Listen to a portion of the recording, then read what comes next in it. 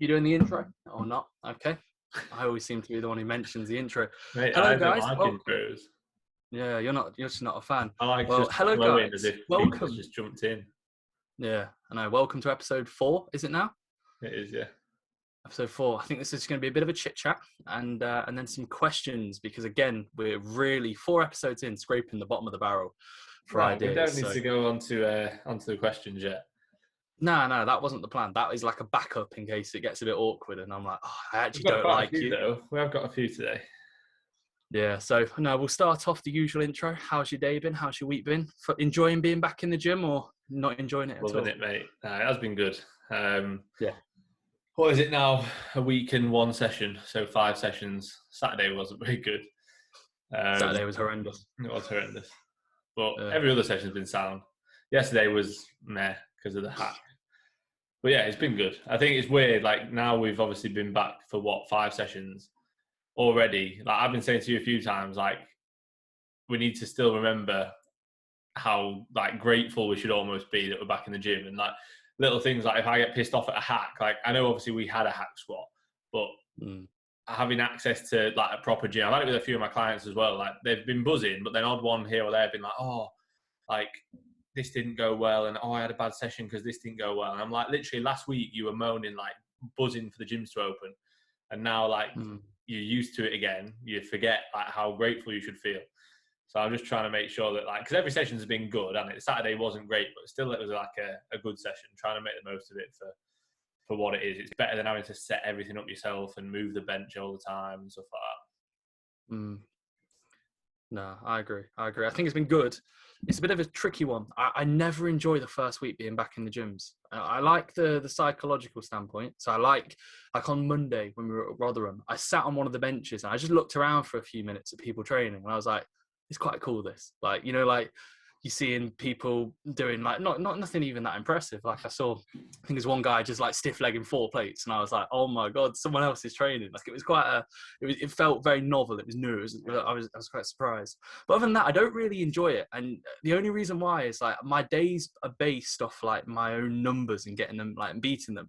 So when I'm setting numbers and I'm like, I don't know what to do for this. Like I overshot on a few sets, like on the push day on Saturday, it was like my top set was like a 5 repper and then like a 14 repper on a back off, which ideally I would have preferred like a 5, 6, 7 and then like a 9 or a 12, 9 to a 12. And then on like the shoulder press, my top set was 5 plates because I've never seen anybody use the Atlanta shoulder press with that grip. And it was like 5 plates for 9. And I was like, I probably could have done 5.5. And it's like little things like that. So I like the first week because it's new, but I prefer the second week. Like I was really happy after like having numbers yesterday and just absolutely destroying them. Just taking ridiculous progressions, Just love being such an animal, taking +7s and just deciding I wanted it. But I think that first week feeling where you do feel a bit like, like I was trying to make sure that I didn't let that creep in because I was thinking like, well, only last week I was stacking a leg press with fucking flagstones and like spending how much time setting up exercises and that. So I know what you mean though. It is more so as the weeks go on when you start to get back into the swing of things. But yeah, like yesterday the hack was annoying. Saturday the whole session was just disjointed, wasn't it? Yeah. We'll get it right. Like I reckon now we kind of know like what we need to change.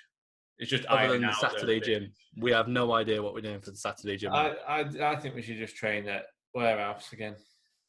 I don't know if they've got enough push equipment for me. That's the issue. Yeah. Like it's very limited I'm too strong. That's the issue. I'm just too strong. So like, that Watson incline that I said to try out. Yeah. I mean, I'll give that a go as a warm up probably tomorrow and see. But yeah, we'll play around with it. I don't know if I can do a gym though 3 days. Like 3 days on, like not on the trot, but it is technically on the trot. It's Wednesday, Thursday, Saturday. Yeah. And doesn't it? I think warehouse closes early anyway on Saturdays. If I'm not mistaken. I think it's like a 3 p.m. or 4 p.m. close, isn't it? I don't know. I don't think it's that early. It might be like 4. Yeah. I don't know. Yeah, to be positive though, I've enjoyed it. Baseline numbers have been set. Knee is probably in the best state of affairs. I said to you yesterday, I was like, knee feels good. Feels really good, which is always going to be a good sign. So I think probably another week or two, I'll speak to Aaron. So if I knew his it's like at ABR something therapy, isn't it? It's just AB Sports Therapy, not that hard. Okay, AB Sports Therapy, easy. So I need to speak to Aaron at AB Sports Therapy, and hopefully I can have a lower session in very soon. You jumped on I think it'll be the yesterday. Yeah, no, I won't say that. Jumped on, took 6 PPS for a spin on the hammer strength leg press for a double. And I was like, yeah, 14 and a half plates is there. I think Finn got 14. So 14 and a half plates is there. And I decided I'm just going to save it. Wait a few weeks. Now, what about the hack on your knee? Was that all right? I felt a tiny bit of like, when you got off it, like it felt like, because I haven't done any like deep leg pressing. I haven't done deep leg pressing ever, really. I haven't done any like hack squatting or leg pressing. Literally, I don't know if I've done any in April. So it's been the longest time since I started training that I've not done anything like that. Like I've always squatted, maybe the first 6 months you don't, like you do leg press when you first start training. But like I've always squatted or hack squatted or like pendulum if possible and stuff like that. So to go like 3 to 4 weeks without doing anything like that, it felt I got off it and it kind of like, it didn't hurt, but you could just feel like a little bit of like aggravation. But I don't know if that was the actual tendon or if that was just my knees thinking, oh, I haven't really been into this position. You like bottomed out at the bottom of the hack squat. Just because the Atlantis hack shit. Yeah, Finn has an agenda against the Atlantis hack. He's convinced the body max is better at this stage. I can't stand so the Atlantis hack, one of the best hacks in the game by like the vast majority. Why is it one of the best hacks in the game? Because people say it. Because you can stack 7 and 8 plates per side, and you actually think you're strong. No, that's the only reason why. Like if you could put 2 plates on it, I don't think people would say it's that good. No, it's not good. Yeah. And also, if I was stronger at it, I'd probably be like, yeah, it's sound. But I just don't. I think it's just me. Like I'm not going to say I'm not suited to it, but I've always liked a hack that's a lot more upright. Like I've always been better at those kind of hacks. So yeah, we need to go to Durham for that session, mate. Even though or just Progress Works is 20 minutes down the road, but we'll go Durham 4-hour drive. Yeah.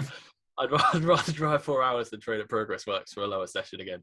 That would literally, I think that'd be last case. Progress Works the only gym in Leicester, and I'd be like, I reckon I'd probably train here. I'd train at mine. Yeah. I'll jump on the bench leg extension. I might come to yours, do the hack, and then we'll drive to Rotherham. I'll do the rest. Yeah.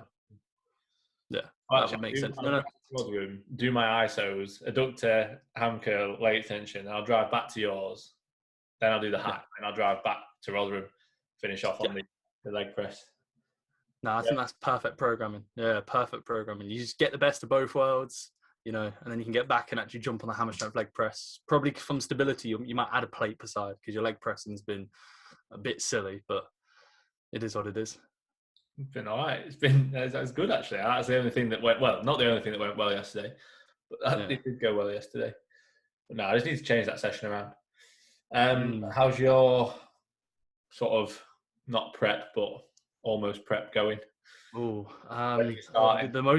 most important thing is the one more off-plan meal. That's it. So one more.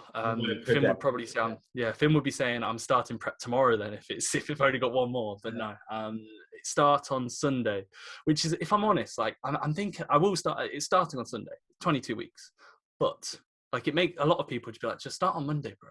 But I'm starting on Sunday. It's a rest day, so I can go for my first walk and do a little talk to my Instagram story and be like, oh, prep's so hard. I'm struggling so much. Yeah, I haven't had my first. It's going to be 3 p.m. and I haven't even had my first meal. I'm pushing all my meals back, intermittent fasting already. Yeah, like 2,000 micrograms of Clen has already gone in. I'm just like, the thermogenics are through the roof. I've dropped 6 kilos since a week. Vaso burns in already. Yeah, that would be on the card. So yeah, it's Tuesday currently, 5 days out from prep. Definitely not 5 days out from a composition standpoint. I've recently have signed up to a Two Bros show. £175 for the class. I mean, I need to start charging my clients more. Every WhatsApp message now requires a $5 PayPal donation. And why did you put Instagram Reece Pearson? I didn't. I put Reece Fit, but for some reason I think it just saved his name, Reece Pearson. I'm not too sure. I put my put my Instagram as Reece Fit. But so I mean, imagine Instagram name Reece Pearson. I'd be like, oh, imagine all the followers I could have got. I know they'll Reece Fit. tag you when you win, and it'll be, where's this guy? Yeah. No one knows this guy. Yeah. Actually, it's the second place because no one knows him. Yeah, no, they'll go to write my pro card first attempt, and they'll be like, mate, we couldn't find your Instagram. You're not a pro anymore. Like, oh, fuck. You can't put IFBB pro in your title anymore. Like, on the little name section. That is what you IFBB. do as well. You will do that. Mate, just because I've got the potential. Wait, put it now. Reece Fit _ IFBB pro potential. Potential IFBB pro. Yeah. I'm going to put Finn Kelly _ bright future coach. Yeah, and then I'm going to also fake that I've got a master's. I've got a level 4 in something. I've got a PhD. Yeah, PL. We both have PhDs. Like, we both got it. We just don't want to put them in our bio yet. So that'll be on the card. So you can put anything in your bio. People reading my bio. Don't want them to think I'm too clever, Oh yeah, it's almost like the people that have like online physique transformation specialist, and I help so many busy individuals. Busy men working 9 to 5, get their week. Mate, you got clients, they don't. Oh, yeah, you got no clients, mate. You don't need to say that. You've helped your brother and your dad. That's it. And then they'll put up every other day, like, I'm looking for 3 male individuals. Like, no way, 50%. Like, I almost want to make a girl account and be like, what, do you not want me? Like, you only want 3 males? Like, I'll pay you for coaching. They're like, nah, sorry. I've only got 3 spaces left. No, sorry, I'm not. I don't even coach people. Oh shit, okay, fair enough. Makes sense. But so yeah, 2 bro shows been signed up to.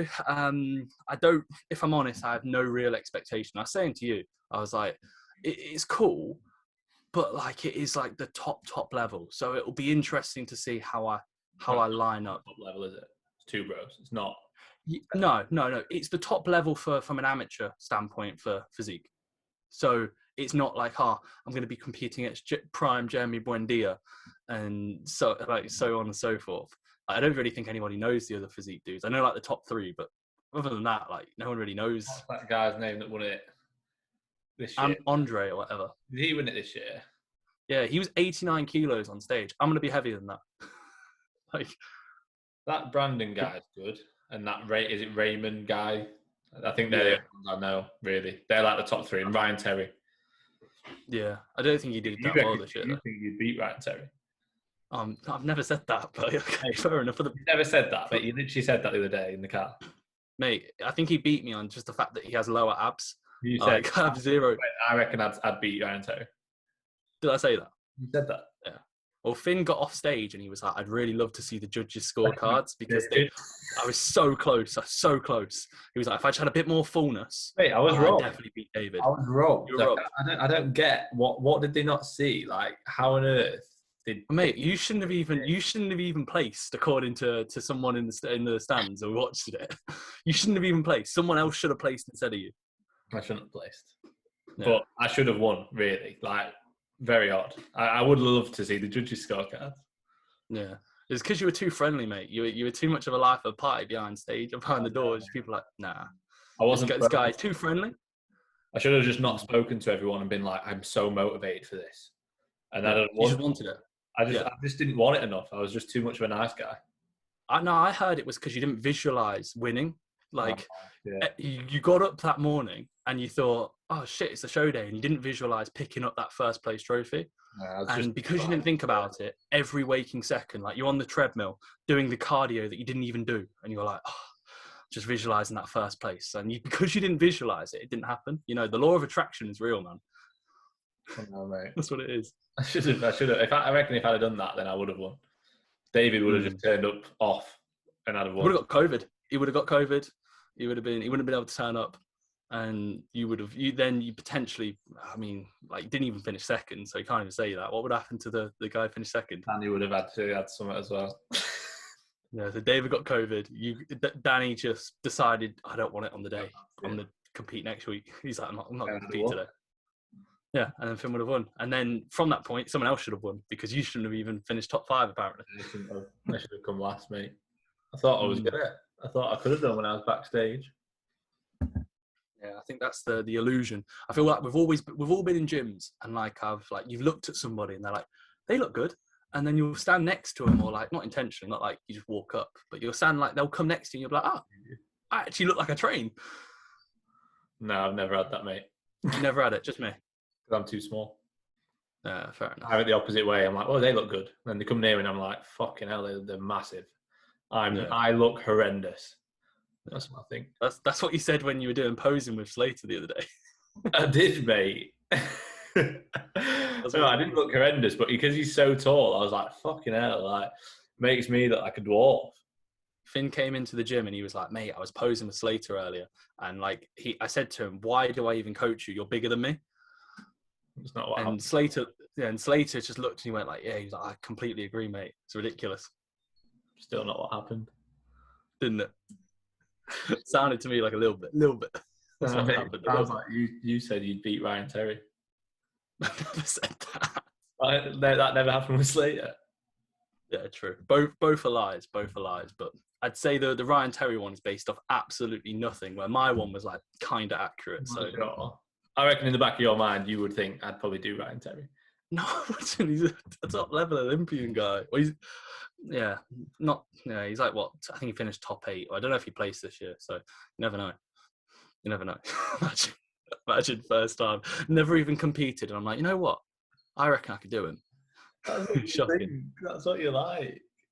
No chance, mate. No chance. You know me, mate. I know my level quite well. Like I'm not. I do come across as like I joke about it, but I definitely. You sent me a photo of you next to Seabull, and you were like, I actually think I look better. Yeah. Okay. We'll stop this. Did you see the Instagram reel that you put up the other day? No. Bonkers. Absolutely bonkers. Yeah. But yeah. So basically, yeah, just based off nothing but egotistical comments from both of us. Finn reckoned he'd win the show. I reckon I could do Ryan Terry at this point. You know, I don't reckon I'd win. I think I should have won my show. I mean, anyone that thinks otherwise is deluded. Yeah. Well, you'll be under. I should have. You should have won. Yeah. I should have. You'll be undeniable. You'll be undeniable next time, mate. Spot on, no doubt. You'll lose 20 pounds and look significantly better. All right, let's move on. Do you want to go into questions, or have we got else shit to talk about? Yeah, we'll start off with your 180 for 2. Oh yeah, that'd be decent. I flat pressed. No, mate. Oh, sound. I flat pressed 180 kilos so 4 plates on a bench for 2, which, I mean, it's cool because it's 4 plates, but it's 2 reps. So it's like I got off it, and you were like, that was all right. Like you moved it, and I was like, no, that was shit. Like 2 reps is embarrassing. Like, and it's interesting. I said to you as well, if you had told me 2 or 3 years ago, mate, you flat press 200, fucking hell, imagine 180 for 2, I'd be like, oh, okay, that's cool. I'd be happy with that. But in reality, I was like, I wanted 3.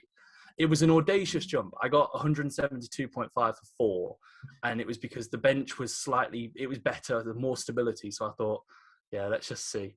Like in the back of my mind, I was thinking 3 would have been mint, and it did feel quite heavy. So slight reset to 175 on the cards for tomorrow, but still quite cool that I moved it in a sense, you know, when you think about it. Like I know that I just view it and think, right, next time I get on that, like I have no doubts I'll press that for like a 5 or a 6.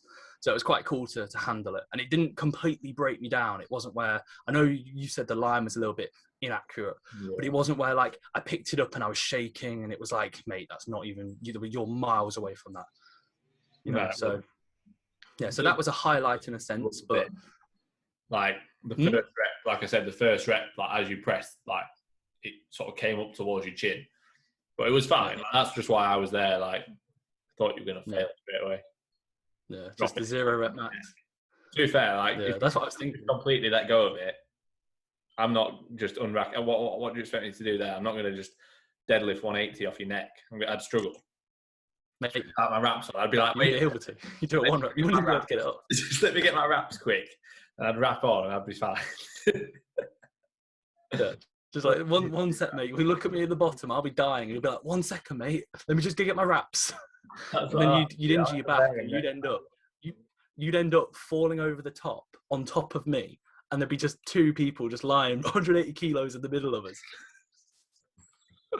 Shocking. But no, right, we'll get into some questions. I got a fair few this time, which is quite splendid.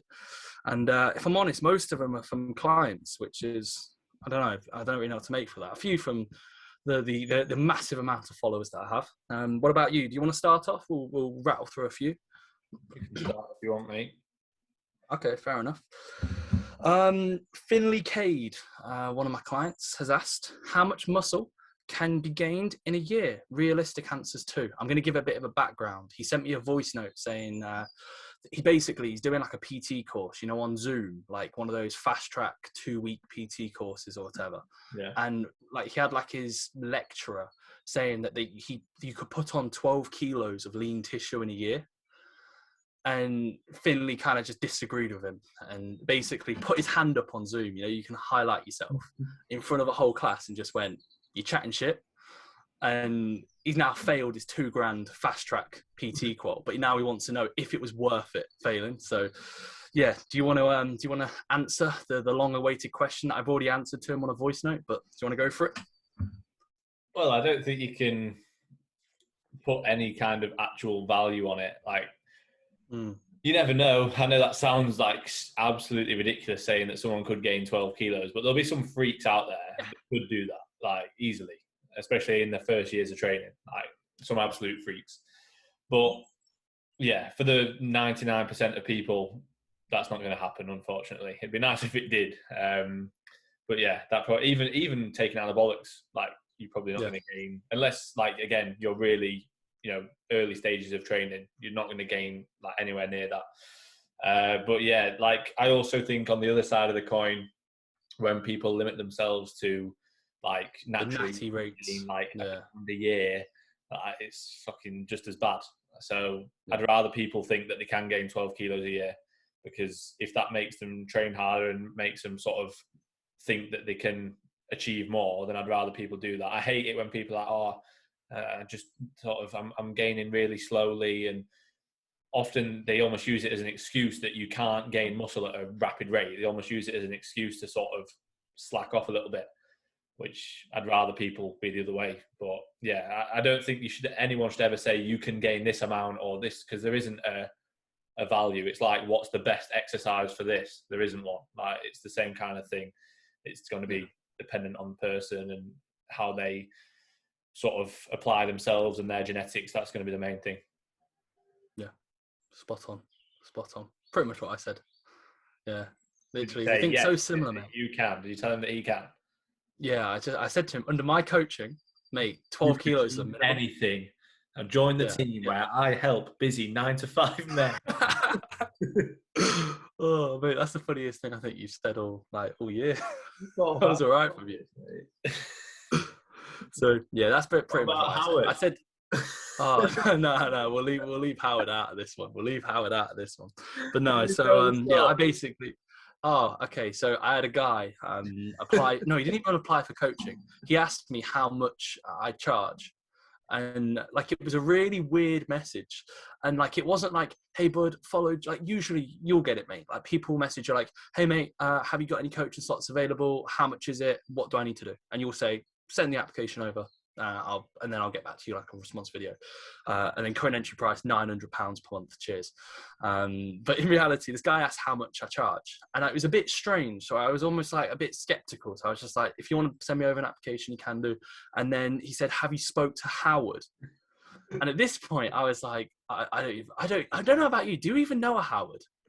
No, I was like, when you told me this, yeah. And then he said to me after, you said that he was like, how much is coaching? And you told him, and you were like, right, this is how you apply. And he went, who? And he said, who for? And you were like, what do you mean, who for? And then he said, oh, have you not spoken to Howard? Yeah.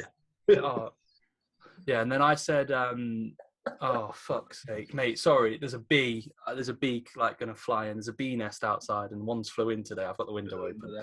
So Finn's told the story and the bees ruined it. So I said, he goes, have you not spoken to Howard? And I put, who's Howard, mate? And he put, Howard, these balls in your mouth.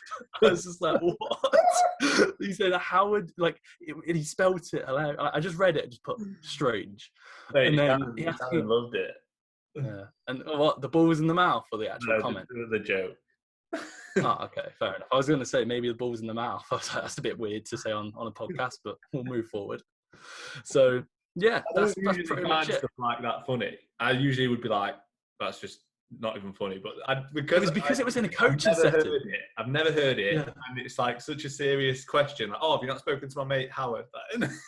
So who the fuck's Howard? Howard, these balls in your mouth. I was like, oh shit, you've got me. Like, there wasn't really anything I could say to that. It was just literally like, free coaching. Sign up. Join the team. Join the team only if you're a busy man who's working 9 to 5. Do you and Howard work 9 to 5?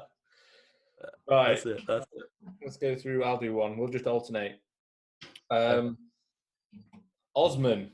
SRT DMR.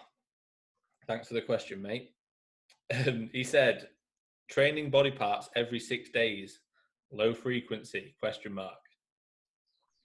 haven't proofread these questions, so this is just training body parts every 6 days, low frequency ? So basically, he trains body part once every 6 days. Is that too low frequency?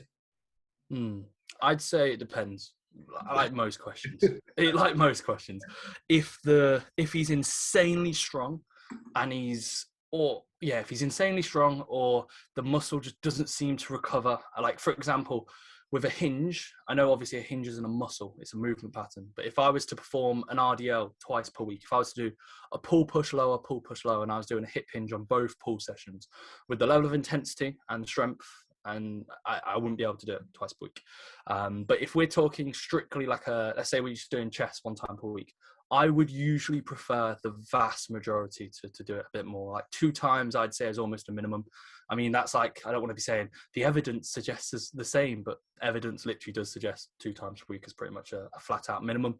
And therefore, I probably would say, unless you're, again, insanely strong, or you're at a level where you can almost pick up like a muscle group and say, right, I'm only doing this. So like if you're doing like a bro split, so you're doing, one day you're doing chest or just chest, the next day you're doing back and biceps or whatever it's going to be, then I feel like if you're that strong and you can get away with it, then it makes sense. But for the vast majority, for Osman, I can almost guarantee that he's probably not strong enough to warrant maybe 1 time per 6 days. And I would just say, unless it's from a scheduling perspective, like if he can only train, like 3 times a week, and therefore he's doing like an upper day, a full body day and a lower day, I think that then there'll be reference. But if you can train more, you'd look to optimize it.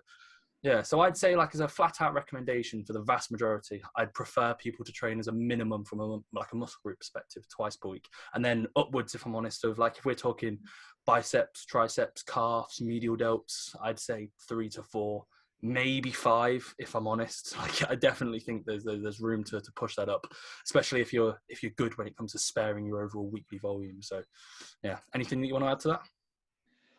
I'd just say as well, like if you're not nailing your recovery variables, then you shouldn't even be looking into that yet. Like, so people will say, like, I'll get questions or I'll have clients who will say the same, and they're like, oh, I think I'm not recovering enough. And it's like, well, one, like you get 4 hours sleep. 4 hours. Like your nutrition is all over the place. You haven't hit enough protein for the last month.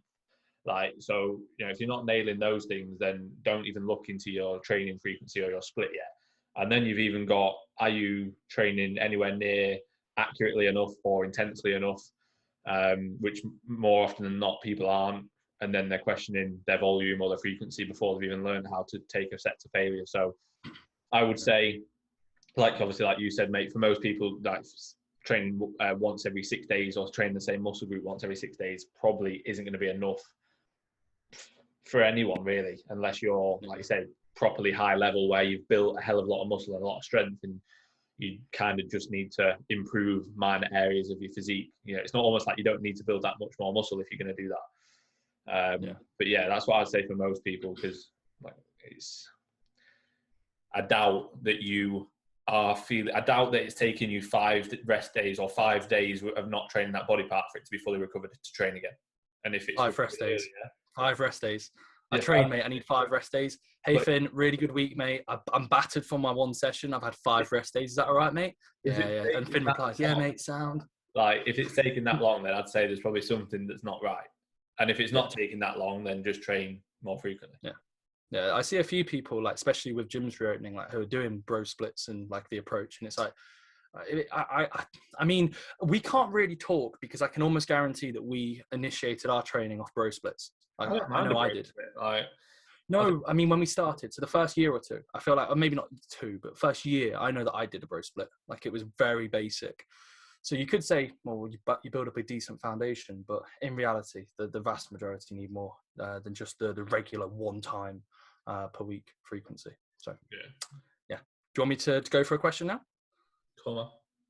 Okay, so we have one of Niall's clients.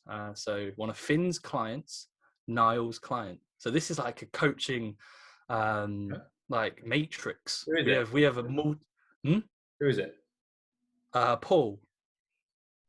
Paul Kenrick 07. Oh, I thought you meant it was one of my clients who is now Niall's client. Okay, so No. Niall's client. Yeah, so basically, Isn't this the guy who wanted to sign up with you? Yes. Yeah. So he sent me over an application, and then No, got back to him, and he was mate. He was blown away. He just said, and to be fair, I'll leave it out the reasons why. He signed up for Niall, top coach. If he's anything like you, Finn, he'll be a good coach. So, Niall's a good lad, so I'm sure he's a very good. Yeah. Niall's a good lad. Horrendous low incline bench though. Horrendous low incline range. Have you seen his range? Mate, shocking. I saw that somebody shared it on a story, and I replied. I'm like, mate, I agree so much. Shocking range. But no, so he asked, is it natural to feel a bit uncomfortable as weight increases during a gaining phase? Firstly, I can't answer this. I'm not natural. So apologies. If I was you, mate. Yeah, I can't. No, I mean, I'd be a fantastic answer. Exactly. Like, you're the fat one. Take it. Mate, I don't really know if I'm the fat one. Mate, you said yesterday I'm peeled. Yeah, I'm you not too literally sure said, about that. how come your face is fat? You were like, mate, that's crazy. You're peeled for your weight, but your face is fat. Yeah, I did say that because your face is very, very fat. Not very, like, very fat. No, but it's not as bad as mine, but it's getting there. And I'm like I hold a decent amount of weight in my face. I don't mind that. Yeah, that's why you're so small everywhere else. You're 194 pounds, and like 17 of it is in your face. It's all in my. It's just on my head. Yeah, head per trophy. Oh, that was shocking. I'm not going to move on. That was shocking. So I think it is natural to feel pretty uncomfortable. I think there's going to be a level where, like, we've said it to clients, and it's almost something you have to kind of understand that, like, when you're pushing up body weight, you're probably going to get to a stage where you noticeably, I'm not going to say you look worse, and I don't like that when people go into a gaining phase and you think, oh, I'm going to look worse. I feel like you shouldn't look worse. There is going to be a purpose of it. But for example, with myself, I'm 111 kilos, so like I think I was like 245 pounds. I don't look any better than when I was 102, 103. Do I look any worse? Not really, but I don't look any better. Like, I'm not like, oh, I'm 6 or 7 kilos heavier, I look better. And like, it is quite uncomfortable to the sense of, like, if I'm sending a voice note to a client going up the stairs, I'm out of breath. Like, I have to, like, I'll do check-ins and I have to make sure my window is open or I go out of breath. Like, if I can't, and I'm not even that heavy. So it would probably get a fair bit worse. And I think it is quite natural. And at the same time, as I said, we've mentioned it to clients, like, you don't have to view the short term. Like, for example, for a client who signs up, don't have enough muscle, you're going to put them into a gaining phase. And you could say, right, well, you're not going to look fantastic, but that's not the point. Like, you're not trying to look fantastic from a short-term perspective. It'll be a longer-term perspective. So I think it's almost quite a natural inclination, especially if you're at body weight that you've never been at and you're heavier than you've ever been at. And it's just more one of those where the coach will say, trust the process, bro. And you almost are like, okay, cool. And then he says more food. You're like, oh, great. More toilet trips per day. The question was about you. What, saying, am I comfortable? No, I'm not comfortable. I don't like being this heavy. I want to be lighter, but it is what it is. I think there's a time and a place for it. I don't think you need to do it like when you've already built a decent foundation of muscle and you know how hard to train. Sort of like now for me, if I was to be like, oh, I need to push up to 200 pounds like quick, why? Like, I'm already eating over 4,000 calories. I'm fine. Like, there's no benefit now for me being like, oh, if I, let's say, rush to get another 10 pounds on and eat another 500 calories, like, is my training going to benefit from that? Probably not. Like, my strength will go up as I have more body weight behind me, but also it's going to do that as I do so sort of gradually. Whereas like coming out of prep, like obviously you're going to push on quicker. I get that. But I think when I was younger, I should have been a lot heavier. Like obviously like you, when you started training, you just pushed up and didn't really give a shit. And that's good. Like it stood you in a good position. Like most people don't do that because they want to stay lean and want to see their abs, which exactly what I was like. And I wish I hadn't. I wish I'd have just been like, fuck it, I don't care. I need to get bigger and stronger. Yeah, no, that was spot on. I don't think I've ever really mentioned this. Like, I don't really think I've ever really like gone into it, and I won't go into it too much. But yeah, it was similar. I started training when I was like 13, 14, got lean for a holiday, and everyone said to me like if I was like a runner or like a sprinter, because I was really lean, but I was like 71 kilos. I was like probably 155, 160 pounds. And I remember I got back off the holiday and I was like, I hate being this small. So I was like, I'm just going to eat. And I remember my heaviest I was I think I was 106 kilos. So I put on like 30 kilos, like 65, 70 pounds worth in like probably a year. And I maintained that weight for like a solid further year. And I remember I went on holiday the following year. No one would have known that I trained. I just looked like a fat mess. But in my head, I was like, well, I don't really care. Because I remember on my 16th birthday, I pressed 120 on a flat bench for like a triple. I was like, I think I was like pulling 4 plates for like sets of 8 or whatever when I was like 16. And I wasn't like super strong. There was a lot stronger 16-year-olds, but I was strong for my age and like for my body weight, I wasn't, but it put me in a good position to train. And therefore, like I wasted a bit of time afterwards because then I kind of got that bug to be like, right, I want to see what I'm like when I'm really, really peeled. So like for like 3 years on the trot, like I did really aggressive diets for like probably a little bit too long. And I was like to the point where like hormonally, I could tell I was a bit compromised just from pushing for a bit too hard. And like it worked out, but if I could look back at it, even I'd say I could have pushed for longer, probably not higher, but from a longer duration standpoint. Instead of maybe from 15 to 17 being a fat mess, maybe like 15 to 19 being a fat mess. So yeah, that's that. But I think it is to answer Paul's question. I think it's natural to feel pretty uncomfortable when you push body weight up, especially if it's the first few times. And then at the same time, you just have to look at it and think, is this beneficial? If not, don't do it. My food's lower now than what it was last year. Like my food at the peak of my gaining phase last year was far higher. My steps were like under 2,000. I was eating, I think, 5,200 calories, and my composition was a lot worse. And I was 5 or 6 kilos lighter. So as long as, like you say, if you know it's productive, like there's a level to it. If you end up doing it to the point where it's unproductive and you're just getting fat, then yeah, you're going to feel pretty shit. But if you know you're doing it in the right manner and you're doing it productively and it's weight that's going towards performance, then you kind of got to accept that it's benefiting performance. Yes. Bang on. All right, is it my go? Yes.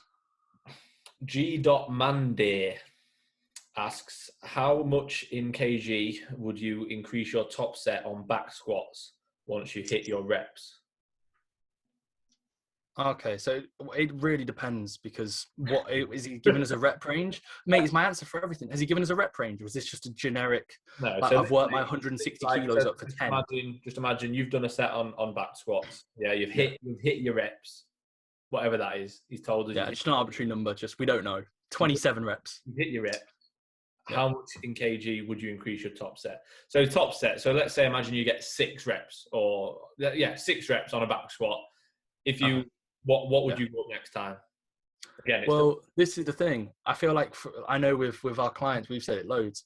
A lot of people get married to this like 5 to 9 rep range, and they get so obsessed about working a repetition up. And you'll take 100 kilos on a back squat, let's say, and you get 6 reps, and you're like, I don't want to up it, even though it felt comfortable. And the next time you're like, right, I'm gonna get 7, and then you get an 8, and then you get a 9, and then you might get 8 twice. And it turns out it takes 5 weeks for you to go for 105 when you could have had that 105 instantly. So I think it depends. The stronger you get, I'd say the less, in the sense of just like a straight jump. And at the same time, I don't really go off how many reps I get. I go off how it felt. So like if I feel a load and I go, yeah, that's sound, I've got this. The next time it'll be like almost a non-negotiable 2.5 kilo progression. If I was earlier on in my training career, definitely a fair bit more. You might get away with 5 kilos. I remember when I first started training, or not first started, but first started properly training, I'd go up like 2.5 kilos in 2 reps. And I was like, wow, this is fantastic. And then it always gets to a stage where you're like, right, I probably just wasn't training to the best of my ability. So I think I don't want to say it varies, but it does on how it feels. And I feel like I'm so in tune with how a movement feels for me now. I can already, like, if I was to write down my numbers for tomorrow, I know what I'm doing already because I've already kind of plotted it out in my head. I could write the repetitions I get, and unless I feel fantastic or I feel horrendous, I'll pretty much get the numbers that I set. So I already kind of have in my head, but the vast majority of the time, if I feel a weight and it feels comfortable, I'm upping the load regardless. I wouldn't try and work the reps up. So if I get a 6 repper, I would most of the time pump it up 2.5 kilos. A 5 kilo, you're probably going to fall into like a 4. There'll be sometimes that will take 5 kilos up, but not often. It will most likely be a 2.5 unless we feel good. Yeah, I'd say as well, again, like you've got to look at what their level of intensity is, because we've had clients where I've said to them week on week for probably 10 to 12 weeks, just add 5 kilos, and they do it. Yeah. And within the space of like 8 to 12 weeks, they've added on like 50, 60 kilos to a lift.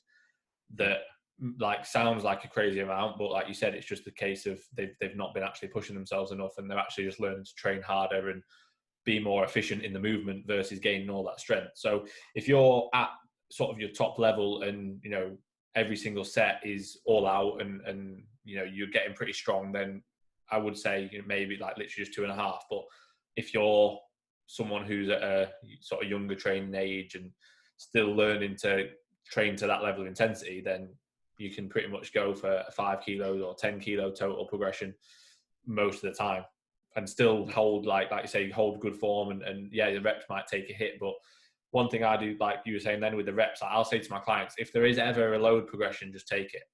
Yeah, I've said that all the last week, especially because people are getting into movements. I know they're learning it, but in that learning process, usually you can almost creep out. Like if you can just put 2.5 kilos on for the next month, that'll be 10 kilos at the end of the month, and little things like that. So as long as form's staying pretty much spot on, I agree completely. And I think especially when we're now in the gyms, we've got more of a runway for progression. That's for sure, because there's so many bits of kit and new movements you can perform. So if you're training at home, you might be more cautious a tad bit. Even then, I'd say you can still just focus on load progressions. And in general, if you handle heavier load, you'll get better at accustoming to handle lighter load for higher reps. So basically, the thought process: take 180 for 2 on a flat bench. That's what you should do. To be honest, though, it is just jump up as much as you can until you're at the level where you can't take those jumps anymore. Like we say all the time, like the weight will tell you just to fuck off. When it does, you know that you can't jump up as much as you have been doing.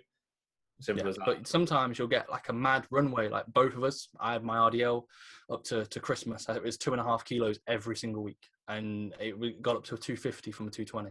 It was your flat bench was 2.5 kilos from 125.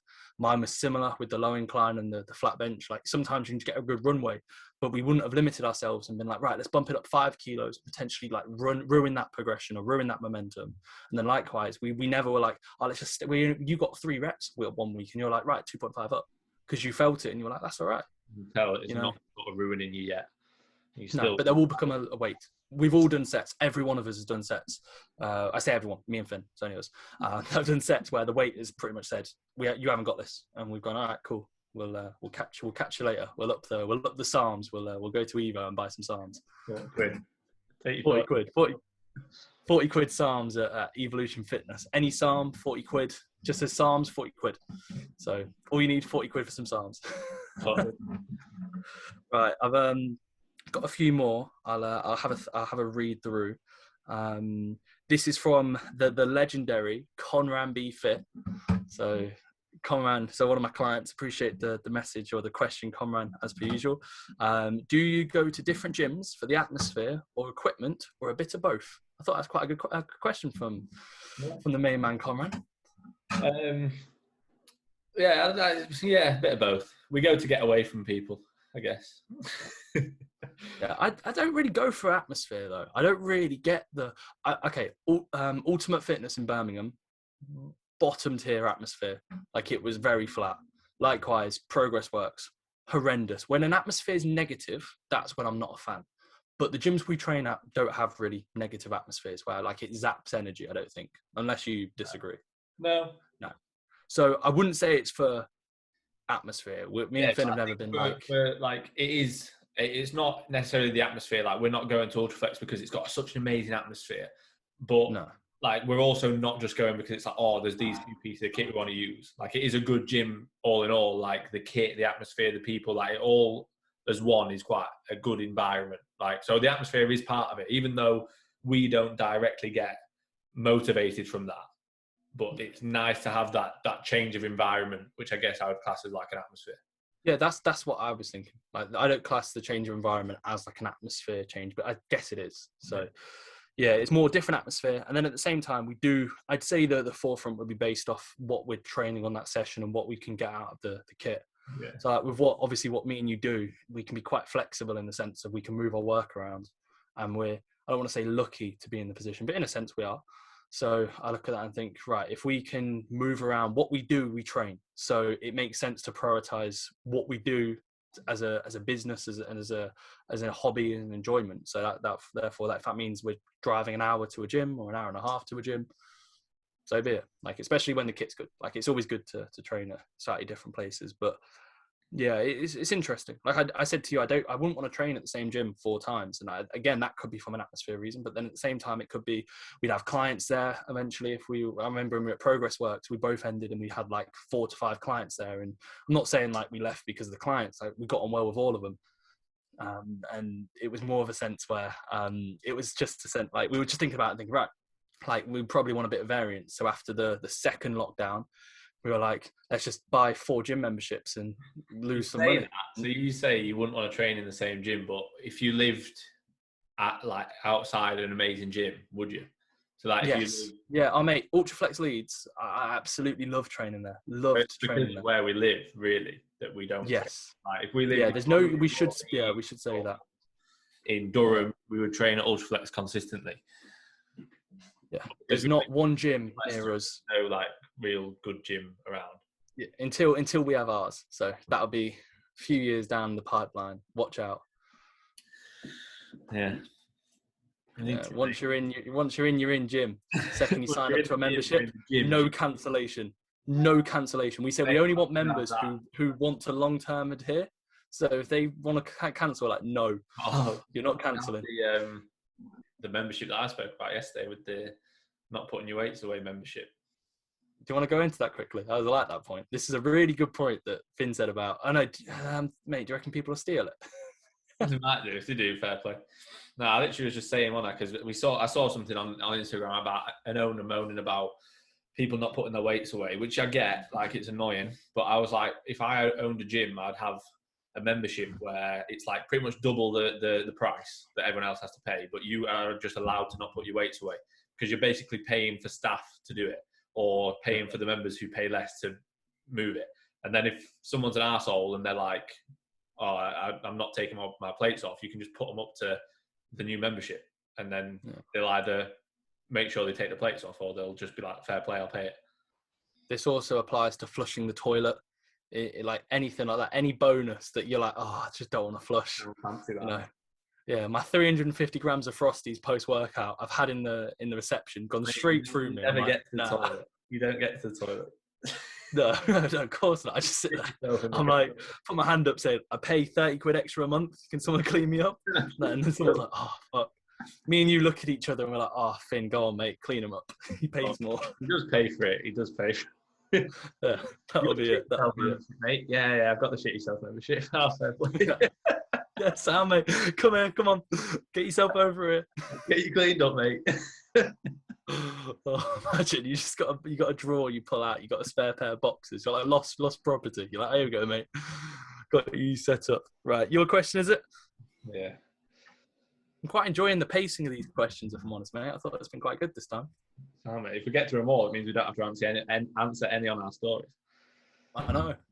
So, to tender asked me. Pretender. No, to tender. Oh, okay. To tender _CG. CG, that's the name. I think this guy asked me one on my messages as well. Yeah, to tender. Right, we'll do this one first. Wouldn't fit in the box, but so this is because it's a DM. Yeah. What would your approach be to bringing out a lagging muscle part, e.g., chest, inner push-pull legs, or upper lower? Would you focus on training in all the rep ranges, targeting all the heads, let's put it like that, of the muscle, or is it just a matter of total sets in the week? Thanks in advance if you do answer this. Well, to tender, we are answering this. Yeah, so you don't have to say thank you because we are. Yeah, we're only answering because he said thank you. If he didn't, we'd be like, oh, sorry, mate. Sorry, Satender. We'll leave it out. Mate, it's not a hard name. It's a normal name, to tender. Yeah, it's a completely normal name. So I would say he's got it miles off, if I'm honest. I think execution should be the first one looked at. I think usually, like, let's say it is a chest like movement and he's pushing, musculature is pretty poor. Is his scapula staying retracted throughout pressing? Is his shoulder girdle on the piss whenever he's moving in any plane of force, whether it's like vertical or horizontally? So I would say look at your execution first off. And then I would, if your execution's spot on and you let's say you have a 6-month block where you progress all your presses by 20, 30, 40 kilos and it still doesn't grow, that would be when I'd be like, okay, cool. Could you look at maybe changing frequencies? Could you look at your volume? But I'd say from a coaching standpoint, all the clients that have ever said, mate, my chest doesn't grow, mate, my shoulders, they don't grow. Usually you can look at their execution and be like, yeah, that's the reason why, and their intensity and their intent. Usually it's more of a sense of what are you doing with the volume you're actually performing and not, do you need more volume? Yeah, it's what, like you say, what's the quality of the volume that you're doing? Yeah, I used to see it a lot with like PTing people. They'd like you'd be able to see their strengths and their weaknesses, and like straight away it was like, right, the reason you haven't got any lats is because you've never actually trained your lats. And they're like, no, I have. Like I do back all the time. It's like you don't. You do biceps. Like you've never done your back because you simply aren't engaging it at all. Like every row that they would do, they'd literally just like that. Every pull down was literally just their arms, like no movement in the back at all. So yeah, definitely look at your execution. Look at your pain threshold on that body part as well. Like I think some people struggle with some body parts, like for example, hamstrings or quads. Like a lot of the time I'll see people on like a ham curl and a leg extension and they just won't take it to failure. But then you get them on a chest press and they're all the way there because they want a big chest. Yeah. So are you actually taking every movement all the way, or is it the more fashionable musculature that you're taking close to failure, or the musculature that's maybe not quite as painful? Like everyone loves doing like a chest fly and getting a sick chest pump, but no one's going to be like, oh, I love doing a hamstring curl with partial reps and an ISO hold at the end, like because it's fucking horrible. Likewise, calves are insanely painful when you train them and boring, but that's why most people don't have good calves, myself included. Yeah, exactly. Like I'm not going to be like, oh, it's just genetics. Like, yeah, part of it's genetics, but a lot of it is that I've never trained my calves the same way I've trained my arms. Yeah. So what can I do? I can't be like, oh, why haven't I got good calves? Yeah. What do I expect? Yeah, when you don't take it there, you just don't want calves. You just don't want it. No, but I don't train them with as much frequency. I get bored. They're boring. You tag them on at the end of a session. Like it's that as well. So yeah, I'd look at that. But if it's chest, like I doubt he's tagging that on at the end of the session. So it probably is down to something like your execution, and then, like I say, if your volume is quality volume, then you could look at increasing the overall volume or the frequency. Yeah, I also would like to add as well quickly, like exercise selection and choosing exercises that suit. How many people do we have? Like I had literally 2 clients today. I have a few Scottish lads that I'm setting up, with gym training, and they were both like, they don't know each other, but they both wanted, like, one wanted a free weight barbell squat when his gym's got like ridiculous kit and he's extremely hip dominant in a squat. And then the other one wanted a flat barbell bench press, and it was like he's training in a pure, so I could make alterations. But it's like if these movements don't really suit you, and I'm not saying that these compounds are going to be bad, they'll suit a fair few individuals. But like you see with these people, they'll be doing movements that don't really suit them, and then they're saying, "Oh, I'm not growing to the rates I want." When I had a flat bench in, when my execution was horrendous, my chest didn't grow at all. Yeah. So should we answer his other one? Yes. Go. Did he say thank you after this one? No, he just put best way to target biceps in the lengthened range. Oh, it sounds like the question that I got the other. Thought that. Yeah. Did you check? Do you want to? Yeah, it might be. I would have remembered an absolutely wild name called Statenda, whatever. But We're not taking yeah, that his name. You are. no, no. Questionable. I mean, if he gets an hour into it and he listens, then maybe I am.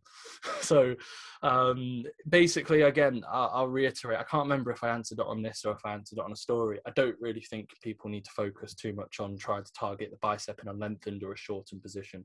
I think this is something you could think about as you get deeper and progressively into your training. But I think for the vast majority of individuals, do a supinated and potentially a neutral grip, so like a hammer curl variant and a regular, like let's say a straight bar curl or a dumbbell curl where you're supinating throughout.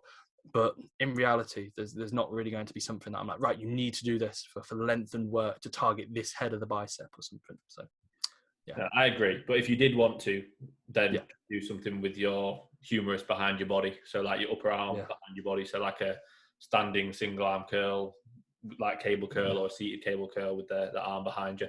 And then vice versa, if you were going to do a shortened range, do something like a preacher curl or a high cable curl. But, Spider curl, bro. Spider curl, best curl in the game. Yeah. But I wouldn't overly focus on that, to be honest. Yeah, no, agreed. Go on then. What exercise is similar, to be fair? This is from Eric Grunzab. Oh yeah, Eric Grunzab. Yeah. Big fan of the podcast. Big fan of the podcast. Actually applied for coaching, believe it or not. Yeah, he did. Mate, he signed up to the... No, he didn't ask about Howard, actually. He signed up, but I'm not too sure. What exercises... It was shit. No, he didn't even get his setup. Like, signed up, then just like didn't even get his setup. Just decided. What, because you didn't send it? He signed up and then I just didn't set him up. Yeah, he signed up for the setup, but I didn't set him up. I don't know where he's gone. Yeah, no, he's gone. What exercises do you use to target lower lats? What do we use? Yeah. Again, do we even think? Like, we have a lat focus. I have two. Yeah. There will be an emphasis, but I'm not like, I'm only trying to really target just that lower lat. Like, in my head, I'm just picturing, just pinching, getting a nice contraction in that lower lat. Again, I'm not really thinking about it. Are you? Like, I'm thinking about contracting my lat, but I'm not doing this movement specifically. Yeah, I think again, if you're at a bit of a higher level, you can try and break down those kind of things. And it's like when people go, "Oh, you need more lower lat," and it's like, well, no, they don't. They need more lats. Like they need more muscle everywhere. So yeah, I wouldn't overly think, I need to target this specific part of my lat. But generally, if you are, focusing on that, then just look at the line that the fibers go in. So generally, the lower lat fibers are going to come up because they're up and inserting up here at the humerus. So if you're doing a motion where you're dragging down that in line with the line of force of the lower lat fibers, then that is obviously potentially going to target them a little bit more. But it's like saying when you do a chest press, if you do a decline chest press, are you only doing the lower chest? Like, no, you're still going to target the pressing costally, mate. Pressing really clavicularly today. Yeah, that's what it is. So you're still going to target the full lat. Like, you just might get a little bit more emphasis there because you're aligning the movement with the fibers a little bit more. But again, more of a high level sort of focus. Yeah, spot on. Your question? Smashing through these. I know. The next one for me, mate, like literally our number one fan of the podcast. Have a guess. I'll give you a question to think. Okay. So this is from Harvey, my client. He actually messaged me again today saying, I should have asked that. He asked me about recovery. He's like, what? You got any recovery tips? He said he's battered being back in the gym. He's like, I should have asked that on here. But he's going to put this in his... we're only answering if he puts this in his fitness diary. That's the only thing. Bless him. He does. He puts everything in that fitness diary. So do you have a preference on how to program a PPL? Yes. Yeah. Yes. First, does he mean in the individual session, or does he mean like push-pull or pull-push? Probably both. Oh, well, I usually would prefer a pull-push lower. Yeah. Mainly because if you're doing that sort of split, you'd most likely have the hip hinge on the pull session, and you don't want to be, in my opinion, working like the whole posterior chain the day before potentially like a heavy hack squat, heavy leg press session. Like, you're just going to be battered. I mean, you can get away with it when you're not very strong, and then you'll get to a point where you'll notice on that Wednesday session you'll be battered. I'm guessing, do you have him on this sort of split anyway? Is this why he's asking? Yes, I'm pretty sure he's on pull, push, legs, rest, upper, lower rest. Yeah. Yeah. So, like I said, pretty simple, I'd say. I don't really want to break down each individual session, but I would definitely have some level of emphasis on, let's say, the pull session with a hip hinge. I'd start off with like something to get the lat short, and then I would just try and target each bit of the musculature. Definitely not lower lats individually, but I would be thinking to work through. I think pull is probably the main one where you can almost have like a checklist and there's like a thought process behind everything, where with like other body parts, when you're doing a push session, you can almost be like, well, could you have a fly prior? Could you have a lateral? Then you could have your 3 presses. Some people have 4 presses. I feel like with pull, there's more of like a set in stone, especially for what I believe in, what you want in each individual movement, just due to the musculature.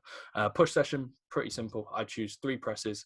I'd have a lateral to begin. You could have a fly to begin, but again, I think that takes away from pressing potential. And then you'll get people say, well, you know, the musculature doesn't know, like your chest doesn't know if 60 kilos is 60 kilos because the fatigue would be varied. But in my opinion, I think that's thinking too far. Most people, if they're pressing more, going to have a bigger chest. So I'd rather do a fly afterwards and just more work in the length. And so I do a lateral, 3 presses, 3 different lines of force. I always say that, and I think it's probably grammatically or like from a tonal standpoint. Yeah, you just need to press. You need to do a clavicular press. You need to do a sternoclavicular press. You then need to do a costoemphasis press, and then you need to do an anterior delt press, and then potentially a tricep compound press. You just tick all 4 off, and you'll be spot on. And then the ISOs to finish. And then the lower session, I mean, there'll be rationales. Like I have most of my clients on lowers. I have 1 rotation where the leg extensions post compounds. And then I have 1 with the leg extension prior to compounds. And I'll always start off with a hamstring curl variant to passively load the knee joint. So a lower session, adductor, hamstring curl, potential leg extension, 2 press variants, so like 1 hack squat variant or pendulum squat, barbell squat, then a leg press, and then potentially unilateral work. And then obviously I say to them, calves and abs, bro. And nobody does calves and abs. Yeah, so Finn, being my number 1 client, I say to him, right, mate, we've got to nail calves and abs this week. And he's just like, I don't want it, mate. Don't do it. Hey, you're the one that never does it. I do it. I did it yesterday. You didn't do it. Did what? Calves and abs. I did abs. I don't have calves. It's a leg pull day, mate. Do you really think, bro, I wouldn't recover. I wouldn't recover from my 1 working set per calf per week. Yeah, I don't think you did abs very well, mate. You just swung around on a bar. Yeah. That's all I did. Grip strength. That's all it is. I just do it as grip strength. I've supersetted it with some farmers carries. Oh, mate, grip was battered afterwards. Okay. But no, do you? People are like, how do I improve my grip? Yes. Like, just wear wraps. Like, what is wrong? I think it's such a backwards thought process. Like, your back is going to be stronger than these. Like, you know, it makes no sense to be like, I just really want insane. Like, imagine you get an application come through, one of the goals, insanely strong grip. You'd be like, right, I'm the man for you. Like, literally, no wraps. I think people struggle with getting the wraps right. I think that's what it is. Because like I had a video like ages ago where I put it on like my Facebook members thing, and I've used that a few times even with new clients now. I've like sent them it and been like, this is how you need to set the wraps up, because they say that even with the wraps, like they just don't feel locked in. I think as well, people try and wrap them around too many times, and especially if you've not got big hands, it feels like it's too thick. Yeah, just cover that there, even though it wasn't a question. Yeah, spot on. So anyway, to answer, do you obviously you have a variance and a preference because you coach him. So I'm guessing, like, is he probably, are you going to answer, or are you just going to say, read your plan, mate? I'm not answering that. Yeah, just read your program. No, like you said, I wouldn't like having a pull and the legs next to each other. I know people do quite like that, and traditionally people will say push pull legs. Yeah. But yeah, if you are having a hinge on that pull day, which I would generally recommend, then you're going to struggle having those back to back. I also quite like a pull, push, legs, rest, upper, lower, because it gives you set rest days across a 7-day period, which for a lot of people works really well with their work schedule, with their social life. They know when their rest days are, rather than a 3-on-1 off, because obviously your rest days are going to fall differently each week. Yeah. So I do really like a 5-day per week pull, push, legs, rest, upper, lower. But yeah, in regards to programming, obviously very similar to what you were saying, mate. I won't go over it and reiterate it. all I would say is with, like, if you were to do just pull, push, legs, rest, pull, push, legs and repeat it, then if you really, really wanted to, you could just have one rotation, but I would recommend having two, just because otherwise you'll be training the exact same thing every 4 days and probably not going to be in the best position to be in a sort of recovered as well as you possibly could. Not even just that, but also psychological fatigue, getting up for it. You're going to the session and the same session every 4 days, you're going to struggle to sort of be up for that session and get what you want out of it, and just that excitement and that enjoyment as well. And obviously I'm not like one to be like, oh, you have to enjoy training massively, but enjoyment coach. It is a big factor. Like, if you're not enjoying your training, you're probably not going to be getting as much out of it. You're not going to be putting as much into it. So enjoyment is important, even at the high level. I think a lot of people are like, oh, enjoyment doesn't matter. You need to be as optimal as possible. But if you're not enjoying it, it's probably not that optimal, because you won't be psychologically as prepared for the sets or looking forward to them as much, and you're not going to therefore put as much into it. Yes, sir. Yes, sir. Right. Is it my time? It is, mate. I might end up running off because I've got to let Shannon in a minute, but... Oh, mate, am I going to have to... I'll take the floor. So, as mentioned, number one fan of the podcast... I said she. I've already ruined it. Is it Shane? No, it's not Shane. She's asked, but he's asked. Nah, it's Murta. I think. Oh, Big Murta. Big Murta, yeah. It's a big fan. Yeah, messaged you randomly, like, do the podcast now. He's a big fan. I do appreciate it, Murta. Yeah, no. She replied to one of my stories off a Q&A saying I should do a podcast. She didn't say you, she said I. And then the second she knew I was in it, she thought, I'll message Finn. Yeah, and she'll go from there. So she put... how to set up a podcast. No chance. You wouldn't have a clue how to set it up. Oh, well. I do what I do well. That's it. She said, how frequently should people change their workout routine? I'd say as infrequently as possible, to be honest. Like, good answer. Cheers, mate. Yeah, that's it. Answer. Move on. Next. That's it. She asked another question. Top exercises. So yeah, I would say as infrequently as possible, because I had a conversation with a client about this today, and it seems a good decision a lot of the time to change things up because a movement's stalling, or maybe not as you've not seen as much progress as you've seen for the last 4 or 5 weeks. But that is generally when you start to actually make real progress, is when the progression starts to become more difficult and you're actually learning the movement. You've taken, let's say, 4, 5, 6 weeks to properly learn the movement, and you've seen your strength progress a lot. Now you've nailed the movement and you're training at a harder let's say a higher level. Those progressions are getting more difficult, but that's when you're actually going to start seeing real progress. So I would definitely say, like, only really change things if you really have to. If a movement's not progressing for 2, 3, 4 weeks in a row, then yeah, fair play, you might need to sub it out. Or likewise, if it's causing injuries, then obviously, yeah. But just changing because you've done the same thing for 6 or 8 weeks, you shouldn't just change for that. It's not a good reason to do that. Yeah. Take the reins, mate. Okay, fair enough. All right, I'll be sound. Right, so it's just me. I'll continue with what Murta_X asked, and I'll reiterate what Finn said because I can't think on my own clearly. So I would be saying, if you think about it from trying to establish like a baseline, like neurological connection, that usually takes between 4 to 5 weeks.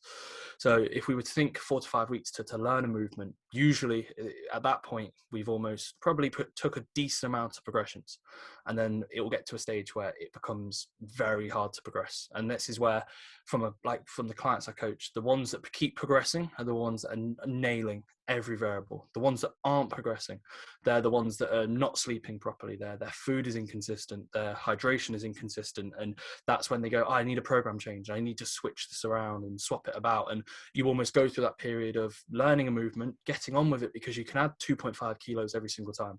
Like most of the people listening to this, if you're back in the gyms, you'll probably notice really good progressions on novel movements and new movement patterns for the first 4 to 6 weeks, and you'll be loving to train, and then you'll almost hit a bit of a brick wall where you're like, oh, now I need to make sure that I'm actually applying myself in all aspects. So that'd be the first thing. And then when it comes to your overall workout routine, like if it comes to an exercise selection, infrequent, from a split perspective, even more infrequent. Like, I'd say it's quite interesting how it's worked. Every year, for the last like 4 years, my session frequency has dropped slightly. So 3 years ago, it was a pull push lower with a rest day on the Sunday. And me and Finn spoke about this Sunday always turned into an arm day, where we'd like say we weren't training, and then we'd be like, oh, here he is, and we'd be like, let's train arms. And then the next year, me and Finn went to a pull push lower, rest upper lower, then rest. So it was 5 times per week, and that was a lot better, a far better approach than the 6 time per week split. And then we went from that to of like 6 months ago, an upper lower. With me, I'm doing a little bit more specialized, shall we say. Just my program is better than Finn's, so a little bit more specialized for myself. And I don't know how to say your. Yeah, pretty much. And now I'm training 4 times a week. And I can't imagine we'll be like, 3 years from now, 2 years from now, I'll be training 2 times a week or 3 times a week. I think 4 times would be the absolute minimum. But in a sense, like every year, we've almost slowly dropped off a session as we've built up our strength and intensity. So if we're talking about your overall workout routine and your training, I'm going to do 6 times a week on this amount of volume. And then next month, I'm going to do 4 times a week. Like, that's even less, that's more infrequent. Like, you should not even be focusing on that at all. So exercise selection changes, minimum. That with split changes and processes, even less. So that's the same question. Yeah, same question. So I kind of went into, you mentioned exercise selection and changes, and I kind of went into the split standpoint and was like, you shouldn't touch the split. Yeah. Really. If you wanted to listen, you should listen on the podcast when it's uploaded, all right? So as soon as I said I'm going, they was like, it's not worth it.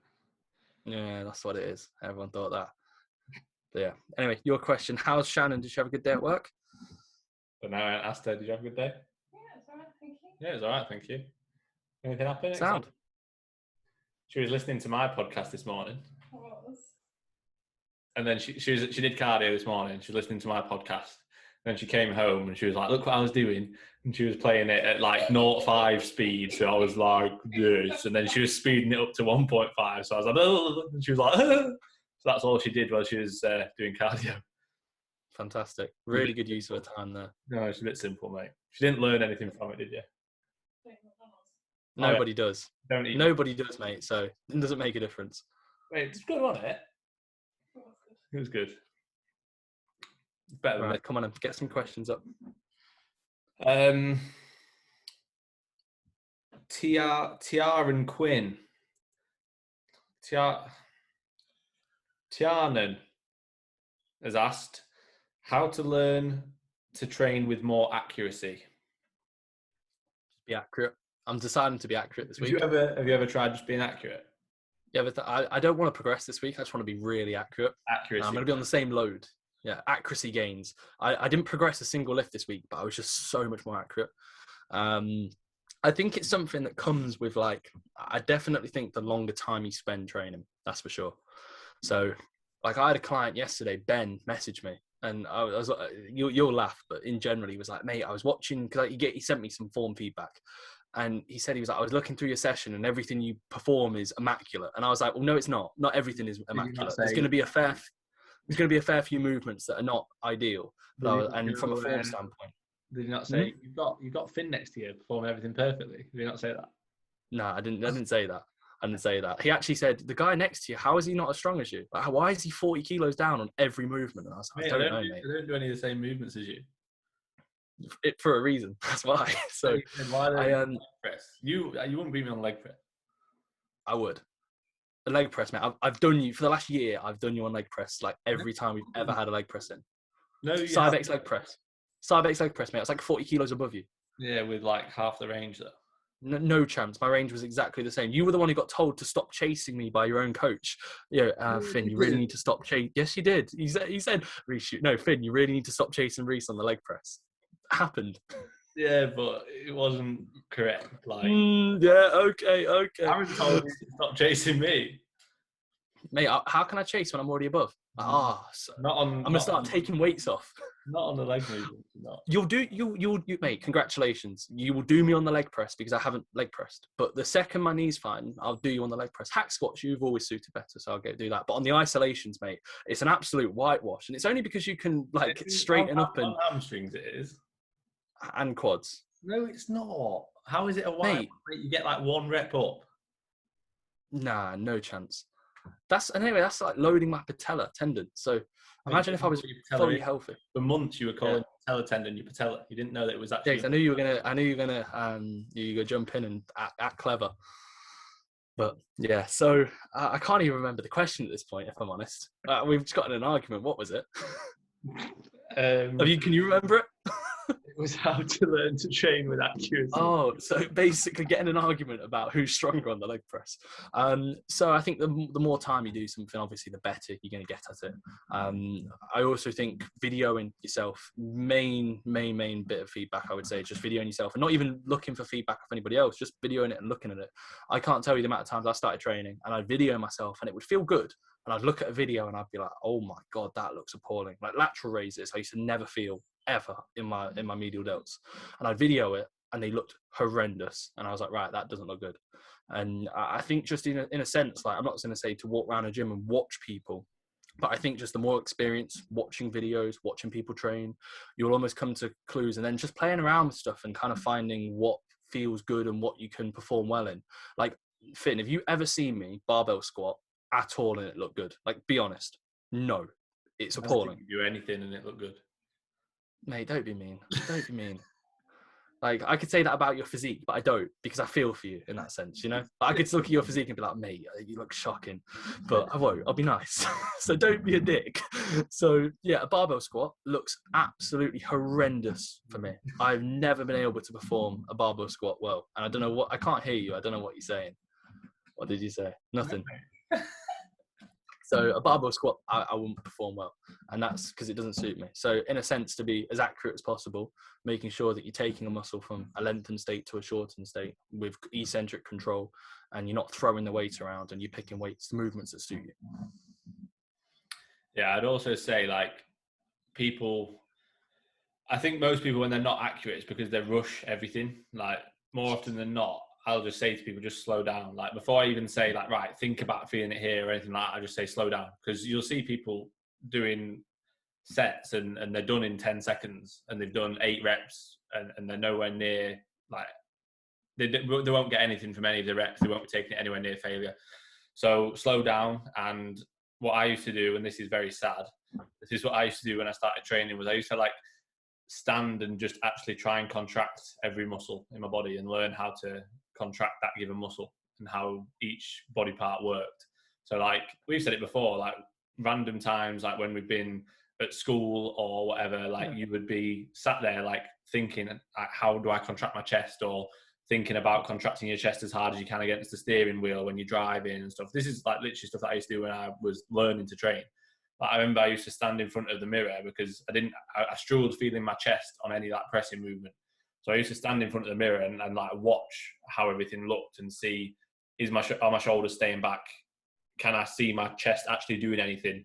And that helped loads, because it was within the first few months, I kind of learned how to do everything without any weight. And then obviously in the gym, it's a lot easier with the weight. And then it's just a case of progressing from there. Yeah, spot on. That's pretty much. What are you smirking at? What were you smirking at on your phone? It wasn't my phone, mate. It was someone came to say bye to me. They're leaving, so I was like, see you later. So yeah, prepped him. But no, I agree. To be fair, what I will say, mate, the rest of my questions seem to be I got one from Croggan saying, what's your opinion on 4-year off seasons? So ask your training partner. That's what it was based off, unfortunately. And then I had a few more, which competition will you compete in? I know we covered that. Murta_X, again, fantastic viewer of the podcast. I'll reiterate that. Top exercise to build strong and sexy legs. So when we're thinking about product design, session design, programming from a sexual standpoint, I'm guessing we're going to emphasize glutes, potentially the outer quad sweep and a bit of the adductor, you want a bit of that inner thigh, to really pop. So I think, honestly, when we're doing a sexy meso, at the bottom we'll have legs sexy meso. We're really trying to prioritize certain body parts. So pretty much I'd say sets of 50 for glute kickbacks, cluster set kickbacks. Fantastic movement. If we think about adductor, triple rest pauses, 5 sets of 20. Just toning up. You want to tone up the muscles, wouldn't you, for a sexy appeal? Just high reps. Yeah. High reps in general, High reps themselves are sexy. Yeah. Oh yeah, definitely. Yeah, definitely. And just make sure when you're videoing it for your Instagram, like you put your phone just so you can get a good shot of your glutes. That's pretty much it when it comes to lower body training. I do it as well. You don't train lower body? I don't even know what a lower body is. I mean, I feel like a mermaid at this point. Is that all your questions then? Nah, I had a few others, but like, is it true that Finn has better depth on a press compared to you? From Shane. Yes. No. And then Shane Fitness also asked, how are you going to approach prep this year? Already kind of covered it. Well, I haven't really, but I'm not going to bore people this deep in and being like, this is my plan of action. Like we'll go through that when it actually comes around to it. Yeah, we can do that next week. We can do a restarts prep episode. Yeah. Mate, I'm the title in all of these. It was Reece explains pressing wrong. I don't know what the one's going to be for this. We need to think of a clickbait title. Reece admits he's a gimp in this one. Yeah, that's it. That's going to be it. I'm not too sure otherwise. And then everything else, mate. Not like you and Howard. Yeah, yeah. Reece ended up with Howard's balls in his mouth. Fantastic line. It's not even Howard's balls. It's Howard's balls. Maybe it is Howard's balls. Yeah, maybe it is Howard's balls. Yeah. Right. Hairy. Someone asked me, how's the scapula sound at the minute? Thank you, mate. Oren, one of my clients, how do you get yourself focused and in the zone before a set? Emotional trauma. That's it. My depression it eats away at me. No. It's interesting. Mate, we've switched on through many different ways, like mentally. Like I feel like the movement depends the level of arousal needed. So need Hubert, for example. Need Hubert in your corner. Yeah. In your ear. Yeah, that's what it is. Yeah, that's what it is. So the movement. So like for example, with Hube, he'd be getting like super hyped up for a dumbbell fly at the end of a session after fucking up every movement prior. He'd bottle the first press. He'd bottle the second. He'd bottle the third. Comes around to the dumbbell press and he's pumped up on a dumbbell fly. Can I have your phone? Yeah, he's like, mate, let me switch. Yeah, let me switch the song. I'm like, mate, it's a dumbbell fly. We're 3 hours into the session. Chill out. But no, I think it comes to it from a mental standpoint of like, I'd say your environment and in a sense, like, what do you want? Like me and you will never be like just before a pendulum squat. Hey mate, how you doing? You know, and we train with people, and that's happened. Oh yeah, shit, we got my pre-workout meal. Yeah. Oh mate. Finn, I haven't even slept. I didn't even sleep last night, mate. I don't know what. Oh shit! I forgot again. I see you drinking some water, and I'm like, oh my god, I haven't drank any water today. So yeah, I'd say like the product of like your environment, like it's quite like we chat at the start of the session, and like, but then other than that, once we're in, we're not like, yo mate. Yeah, we're not like coming up to each other. Once we're in. We're in. Yeah. Oh, I didn't get the joke. Yeah, I didn't get it.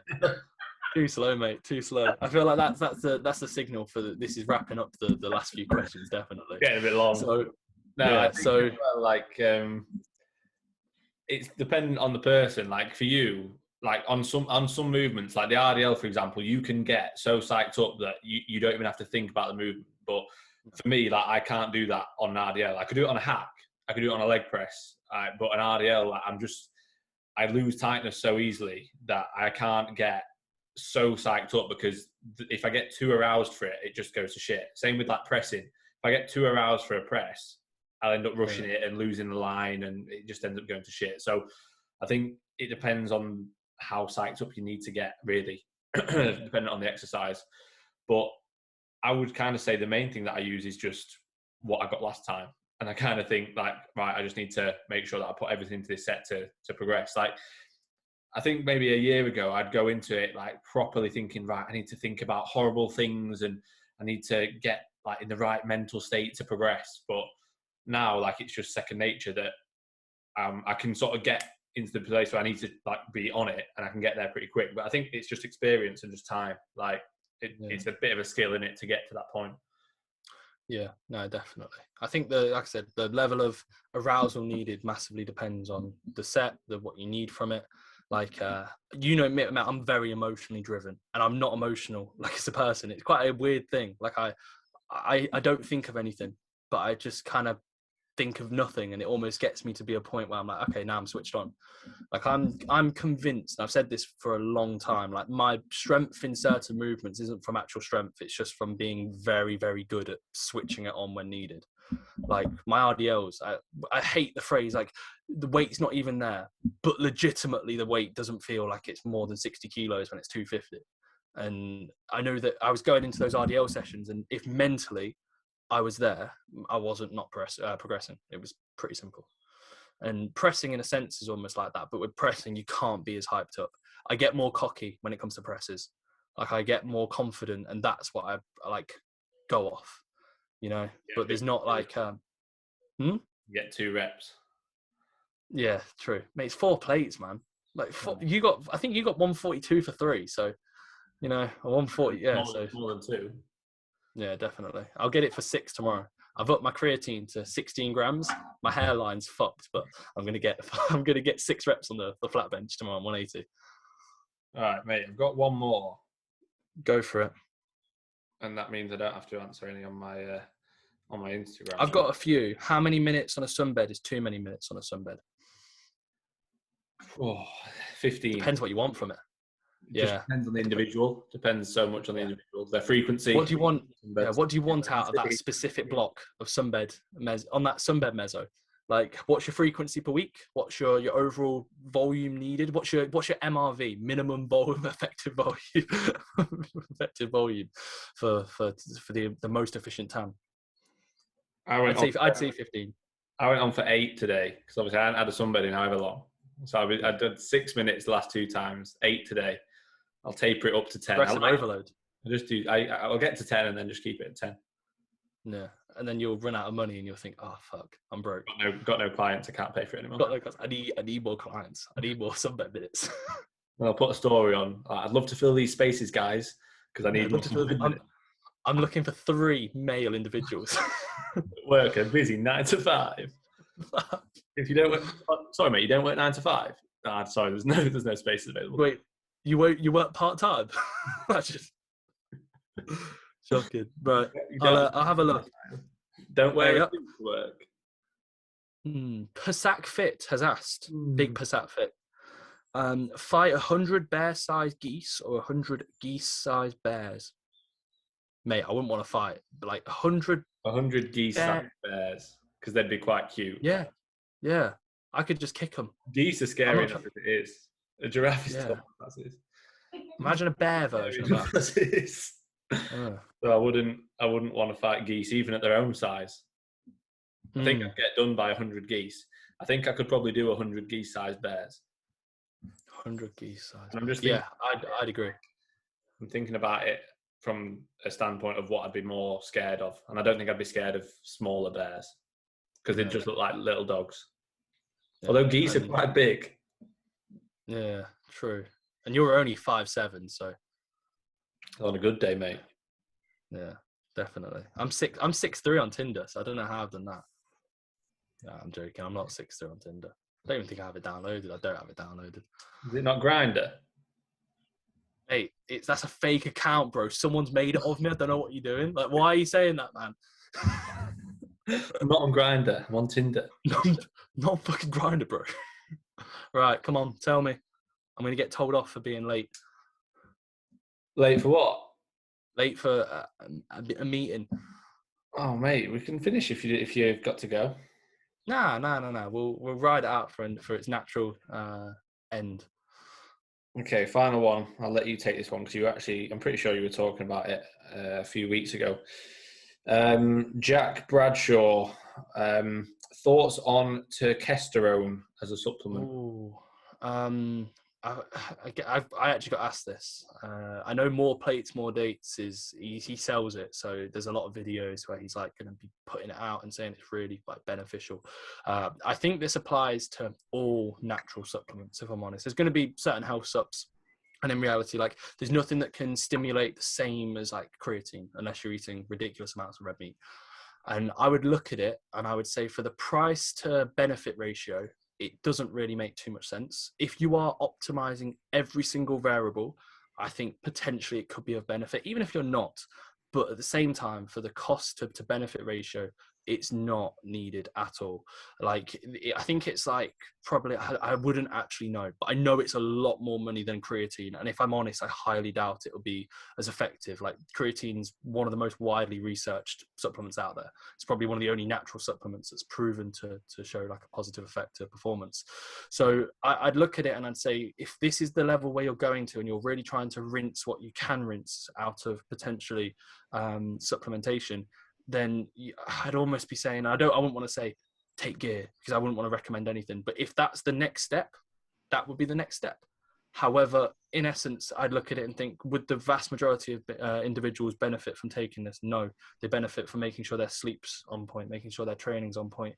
You get more results if your training was in a progressive fashion over 12 weeks than if your training was wank and you were doing, let's say, like a couple of cycles of testosterone or whatever. I don't even know if you cycle it, if I'm honest, but again, it would be the same as like if a client came to you, hey bud, I haven't progressed the lift in 3 weeks because I've not took my creatine. You'd be like, what are you on about? You know, it's not the creatine. Yeah, it wouldn't be that. So I think if you're after the next level, there are things that are better, more researched.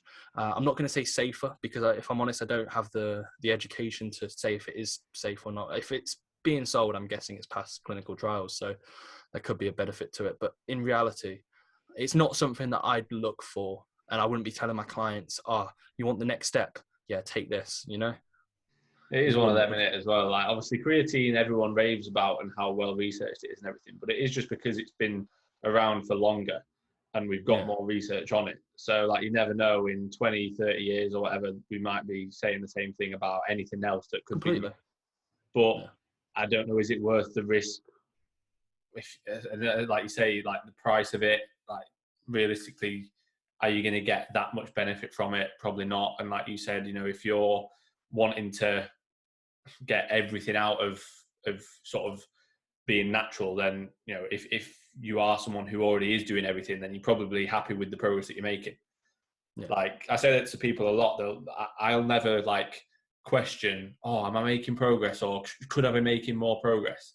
Because I know I'm doing like everything that I possibly can to make the most progress I can at the current time. I'm not thinking, could I be a bit more accurate with my food, or could I train a bit harder? Because like, I already know that I put everything into it. So I don't need to think, maybe there's something I can take to get more results, or maybe there's something else I can do, because I'm already doing like what I want to do to get the most out of my training, and sort of already happy with how much progress I'm making. And I think generally the people who are looking into supplements like that are people who aren't happy with the progress, but then they're also not nailing everything. Yeah. Spot on. Yeah, I agree. I think there would be a benefit, but at the same time, like 20 years from now, like you said, mate, this could be the one that everyone's like, yo man, you've got your testosterone, you got your creatine. Fair enough if so. But for now, I'd rather wait till it's I've got a lot more backing, and it's almost where it would be worth it for individuals. And then at the same time, it's not where you need it. Like, if let's say me and you were the exact same start point, and I was taking creatine and you weren't, it wouldn't be where I'd be like miles ahead of you. Like, there wouldn't be like, oh my god, he's on creatine, he's progressing so much better than me. It'd probably be, well, he's sleeping more, he's eating more, he's better in tune with his training. You know, little things like that are going to be far greater than pretty much any natural supplement out there, period. Obviously, 10 years from now there might be something better, but I doubt it. Yeah. Right, are we done there? Have we got any more? If you got more, mate, go for it. I feel like you have, and you don't want to say it because I'm going to get told off. No, mate. That's pretty much it. I'll have a look. I'll give it a refresh, see if there's anything that we need to say. And then other than that, it has been a very successful episode 4. We're going to get some guests on this eventually. And I'm not too sure if anyone's going to be listening, but if people are, provide us with a list of guest recommendations that we could. Yeah, we'll do.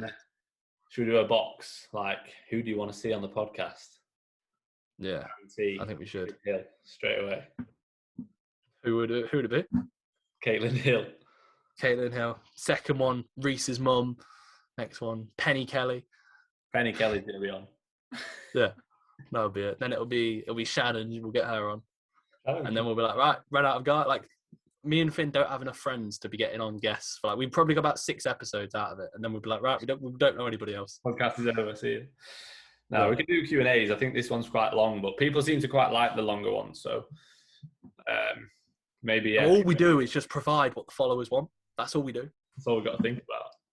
Yeah, that's all we do. So, yeah, you know, the great amount of individuals that just want to stay and listen to us chat. But I think that's pretty much everything, I'm guessing. So to episode 4, unless Finn wants to leave on anything, because I'm you can do the outro. Well, thank you guys for listening to another fantastic episode of Once You're In podcast. The social media links to me will be down in the description below. I have a prep video coming out soon. I'm going to plug myself. It's going to be on my YouTube channel, Reece Fit. I'm also, the second my dissertation gets submitted, I'm going to be actually doing videos throughout the entirety of the prep. So I think that will give probably a deeper understanding. I'm saying it now, and I will. So that's pretty much everything from us. If there is anything that you'd like to see in further videos, more than welcome to drop them in the comments below, or potentially DM us at FinnKelly_coach or Reece Fit. Other than that, again, appreciate you guys listening, and we will catch you in the next episode.